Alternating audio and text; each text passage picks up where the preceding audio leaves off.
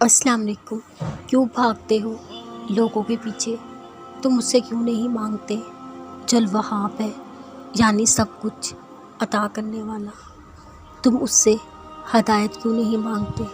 جو الہادی ہے یعنی سیدھا راستہ دکھانے، اس پر چلانے والا، تم اپنا معاملہ اس کے سپرد کیوں نہیں کر دیتے؟ یعنی جس راہ پہ انصاف کرنے والا ہے، تم اس سے التجا کیوں نہیں کرتے؟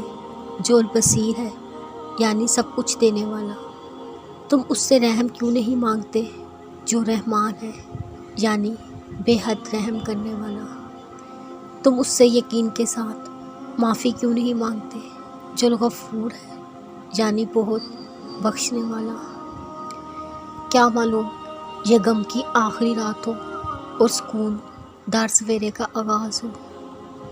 کیا معلوم اللہ تمہارے ٹوٹے دل کو ایسے جوڑ دے جیسے وہ کبھی ٹوٹا ہی نہیں تھا۔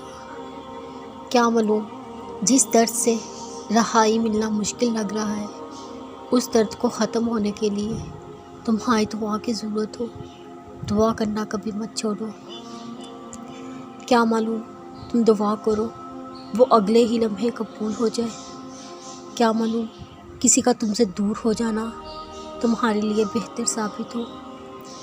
کیا معلوم تم اللہ کی خاطر کچھ قربان کرو، اللہ تمہارے دل میں سکون اتار دے، تمہیں صبر عطا کرتے۔ کیا معلوم بہت جلد اللہ تمہاری جھولی کو بھرنے والا ہو، تمہارا امتحان اختتام کو ہو، بس تم ہار نہ ماننا۔ جب ہر دروازہ بند دکھائی دینے لگے تب سوچنا یہی وقت تو امتحان کا وقت ہے۔ جب سب کچھ ناممکن لگنے پر اس یقین کے ساتھ ہار نہیں ماننی، اللہ کے لیے کچھ ناممکن نہیں۔ تم ہر دروازے کے بند دکھائی دینے پر صرف اللہ پہ یقین رکھنا، پھر چاہے تم صبر کی آخری حد کو پہنچو۔ تمہارا یقین ہی تمہیں اللہ کے اور زیادہ قریب کرتا جائے گا۔ معجزوں کے انتظار میں تم کب سے تھے، پھر ان معجزوں کا ہونا تم دیکھو گے، پھر صبر کا پھل ملتا دیکھو گے، پھر بند دروازے سے راستے بنتے دیکھو گے، پھر آزمائش کا ملنا تم سمجھو گے۔ کیا یہ معجزہ نہیں وہ رب تمہیں اپنی محبت اپنی طرف سے نواز دے؟ کیا یہ معجزہ نہیں وہ تمہیں صبر کے صحیح معنی سکھا دے؟ شکر ادا کرو اللہ کا۔